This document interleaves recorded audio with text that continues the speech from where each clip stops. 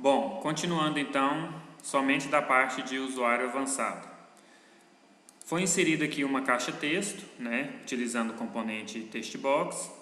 Aqui eu coloquei para permitir multiline, nessa opção aqui, multiline igual a true, para a pessoa poder digitar vários textos.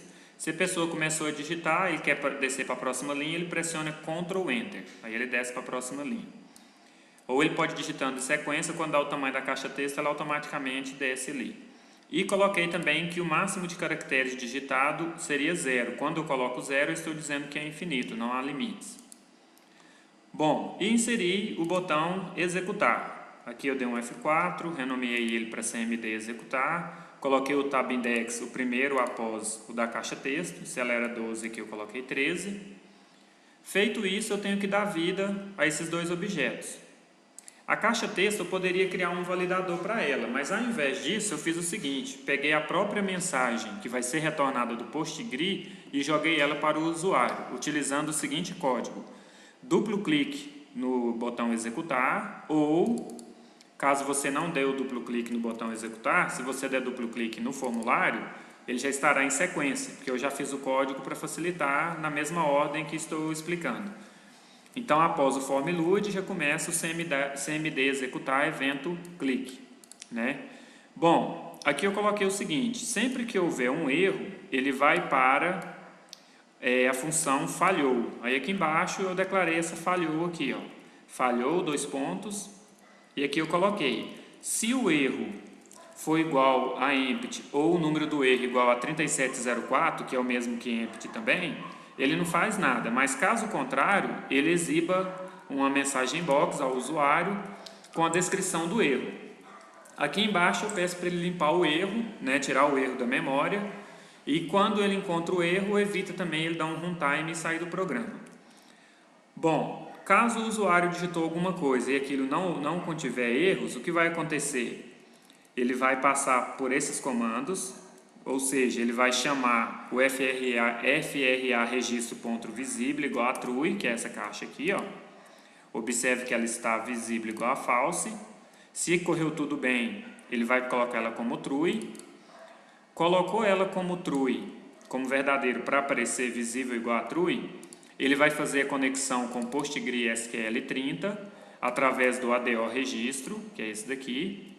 Fez a conexão com o ADO registro, o que vai acontecer? Ele vai vir aqui no record source e vai trazer o que o usuário digitou aqui, Ou seja, o usuário digitou uma informação que não tem nada a ver, ele executa todos esses comandos, vai ser um erro habilitado e vai cair nessas linhas aqui. Ele até vai aparecer a caixa, o FRA registro, porém não vai ter problema nenhum, ele vai estar com erro e ele não vai fechar o programa. E já vai dar a mensagem, a descrição do erro para o usuário. Bom, feito isso, eu tenho que atualizar o ADO para que apareçam os dados dentro desse dbgrid. Agora, um porém: se o usuário digitou, por exemplo, insert into fornecedores no campo nome e código, e lá ele informou os valores. Essa informação ela não é um select. Se ela não é um select, o dbgrid aqui não vai mostrar. Ou seja, o usuário tem que fazer essa ação e depois dar um select. Se o usuário fez uma ação dessa e como o dbgrid não vai mostrar, ele vai exibir uma mensagem de erro dizendo que não será possível exibir os dados. Aí ele vai cair nesse err.description, mas não tem problema, depois o usuário dá um select e ele verá os dados. Então vamos testar.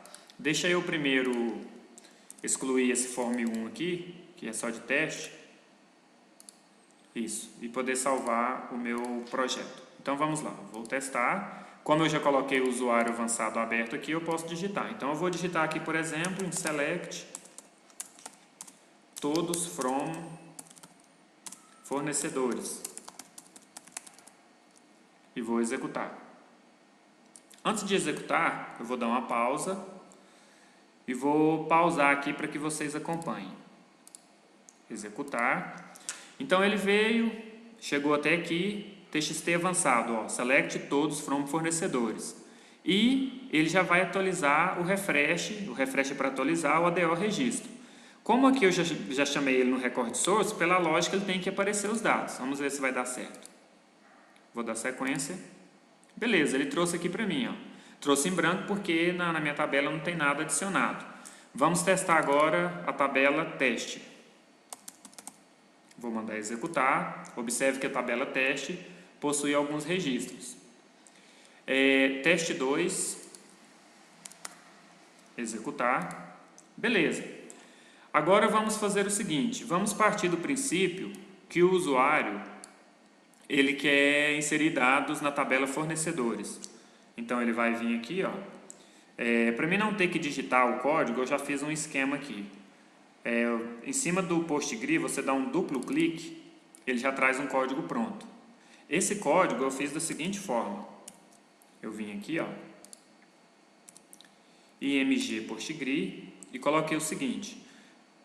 Quando a pessoa der um duplo clique nele, ele já escreve para a gente ali o insert into fornecedores para facilitar. Só que o usuário, lógico, né?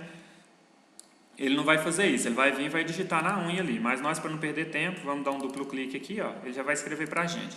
Então o cara escreveu aqui, insert into fornecedores, no campo razão social. Vamos ver se é esse campo mesmo, né? Deixa eu dar um select aqui e ver se os campos estão ok. Todos from fornecedores. Isso, razão social, fantasia e CNPJ. Beleza. Insert into fornecedores, no campo razão social, fantasia e CNPJ, eu vou adicionar esses dados.